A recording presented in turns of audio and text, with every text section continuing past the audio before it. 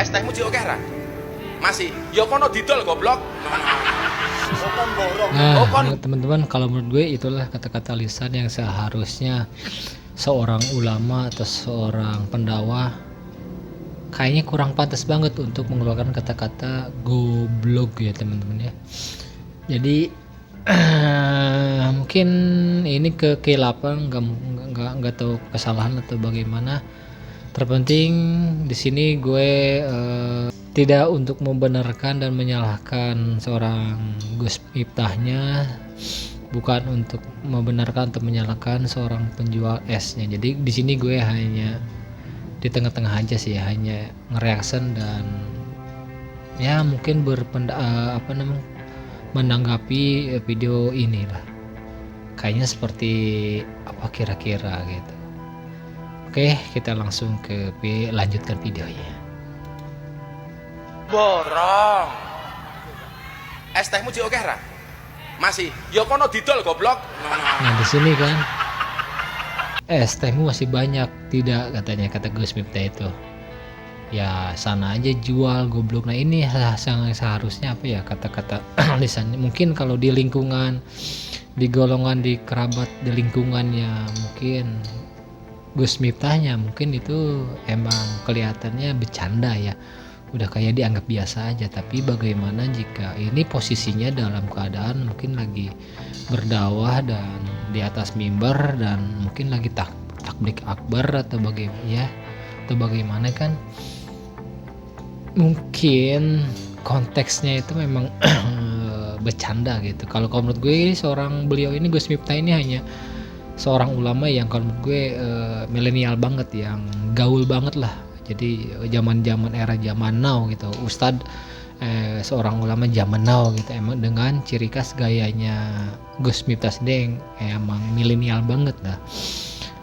Tapi mungkin konteks bercandaannya mungkin harus ditepati gitu di mana mungkin ya, tapi nggak tahu juga ya. Kalau misalkan di lingkungannya Gus Miftah atau di teman-teman kerabatnya Gus Miftah, mungkin bercandaan itu bisa diterima tidak dimasukkan ke dalam hati, emang hanya guyonan belaka. Tapi kalau misalkan di sini konteksnya kayak lagi di saat berceramah dakwah, terus yang si penerima yang dibilangin kayak goblok gitu, itu mungkin kalau menurut dia bagaimana kalau misalkan tanggapan dia si penerimanya, si penjual esnya itu kayak yang ngena banget ke hati gitu. Jadi takut jadi sakit hati atau enggak enak banget gitu dengan ucapan yang dikeluarkan lisannya oleh seorang Gus Miftah.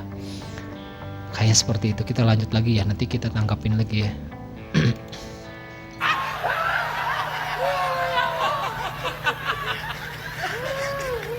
Dolen dhisik, engko lak rong payu wis takdir. Di sini kan si bapak-bapaknya, si penjual esnya itu diem gitu, nggak bisa ngapa-ngapain di ratusan orang gitu. Mungkin anggapannya ya, takutnya yang gue takutnya si bapak-bapak ini takutnya sosok seorang perasa gitu. Jadi takutnya anjir sakit, kata-kata itu membuat sakit hati banget gitu ya kan. Bukannya mendorong, malah kayak yang kesannya itu memberikan kata-kata menjatuhkan. Tapi gue nggak mau berburuk sangka juga, karena segala sesuatunya ini pasti ada hikmahnya ya. Kalau menurut gue ya. Lanjut. Jadi ana cerita tasawuf niku, ana bakul es karo bakul bakso niku jejer. Nah, di sini juga kalau yowes katanya, kalau udah nggak laku ya udah emang takdir gitu. Ya emang bener juga, apapun rezeki kita emang itu dari Tuhan, itu udah ada takarannya gitu. Nggak mungkin setiap hari gitu dagangan kita laku juga. Tapi emang seperti itu sih. Lanjut. Jadi ana cerita tasawuf niku, ana bakul es karo bakul bakso niku jejer. Sing bakul es niku ndonga, ya Allah muga-muga hawane panas. Soale lak panas ngombe es rasane seger. Sing bakul bakso ndonga, ya Allah Gusti muga-muga udan adem. Soale adem-adem biasanya mangan bakso rasane enak. Kira-kira umpama dina niku adem. Nah, Berarti dungane bakul kalau bacaan dakwahnya kayak kata-kata seperti ini mah enak gitu ya kan.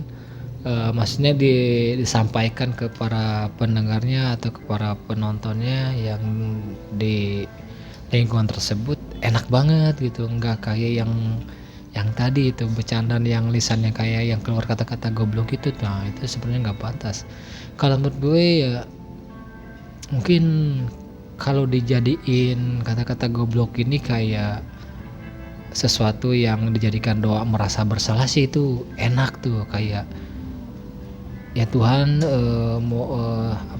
ampuni dosa-dosaku atas kegoblokan gue yang perbuat gitu. Nah itu enak banget kalau di kata-kata tersebut dibikin kayak doa sendiri gitu.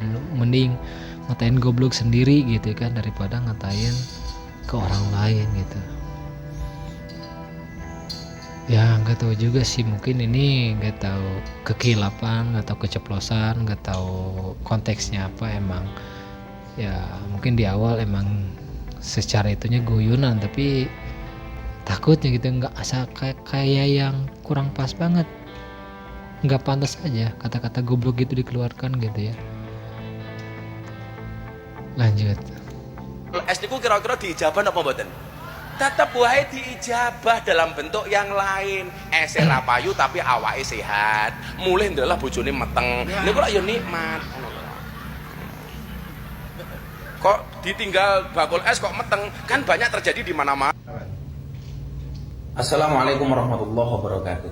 Saya Miftah Maulana Habibur Rahman. Nah lanjut video yang kedua, katanya Ustadz apa namanya, emang Gus Miftah ini utusan presiden yang katanya ditegur sama Mayor Teddy ya.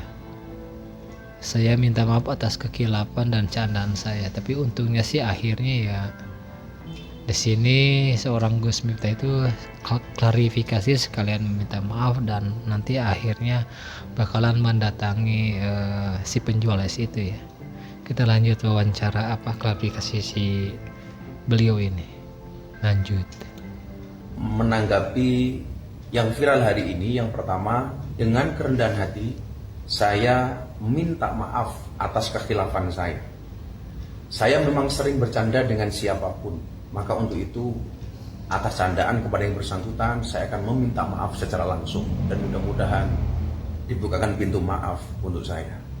Kemudian yang kedua, saya juga minta maaf kepada masyarakat atas kegaduhan ini yang merasa terganggu. Tapi kalau menurut gue ini udah jalannya sih, mungkin yang disebut namanya segala sesuatu ada hikmahnya ya, mungkin ini di sini mungkin ada hikmahnya buat Gus Miftahnya, ada hikmahnya juga buat si penjual esnya. Jadi dua-duanya sama-sama mendapatkan hikmah dan pelajaran masing-masing sih.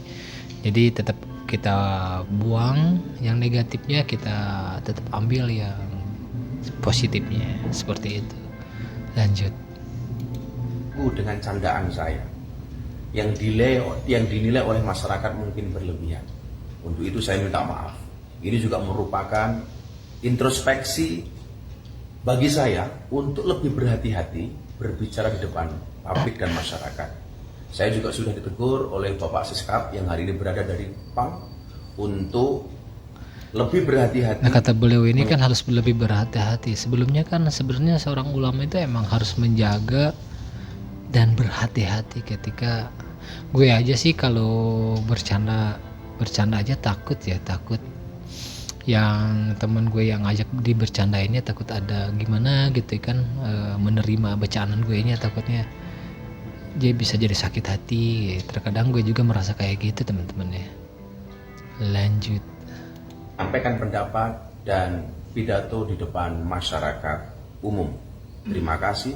Assalamualaikum warahmatullahi wabarakatuh. Melu apa sering kan?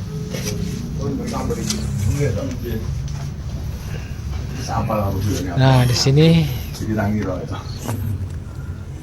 akhirnya Gus Miftah ini mengunjungi sosok penjual es teh itu ya. Dan Mbak Miro bisa di. Ya, saya tidak menyangka kalau bisa datang ke rumah. Dan kok berita jadi ramai banget di Miro ya. Iya Pak. Gila ya, setelah kasus dan viralnya video ini, banyak selebgram atau tiktoker juga yang mengunjungi penjual ST ini, sampai-sampai tiktoker Wiki Salim apa sih, Willy Salim memberikan uang tunai 100 juta anjir kepada si penjual es ini. Lanjut.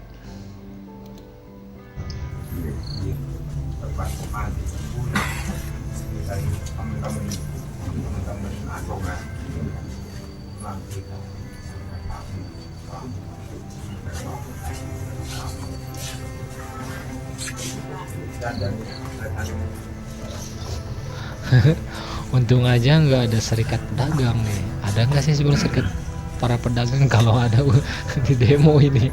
Nah itu dia teman-teman ya, atas video viralnya seorang Gus Miftah kepada penjual es bakul yang kesan konteks bercanda, yaitu dengan kata-kata ya udah sana jualan sana goblok.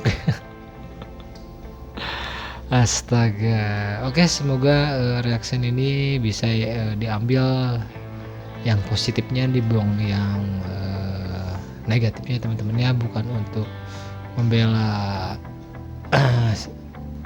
atau membenarkan atau menyalahkan siapapun. Gue hanya di tengah-tengah aja, netral, tidak untuk menjatuhkan, tidak untuk apa-apa. Jadi gue hanya menanggapi sebuah video viral aja sih teman-teman. Oke, sampai ketemu lagi di reaction berikutnya. Sampai jumpa.